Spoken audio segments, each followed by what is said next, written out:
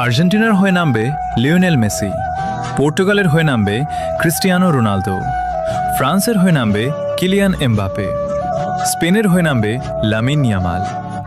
বিশ্বের সব বড় বড় তারকারা মাঠে নামবে, গ্যালারি চিৎকারে ভরে যাবে, টিভির সামনে কোটি কোটিটি মানুষ বসে থাকবে। কিন্তু ব্রাজিলের হয়ে নামবে না নেইমার জুনিয়র, কারণ ইনজুরি। এই একটা শব্দ বারবার থামিয়ে দিয়েছে তাকে। যখন সবাই মাঠে নামবে তখন সে হয়তো বাইরে বসে থাকবে চুপচাপ, আর কোটি কোটি ভক্ত টিভির সামনে বসে শুধু ভাববে, আজ যদি নেইমার থাকতো।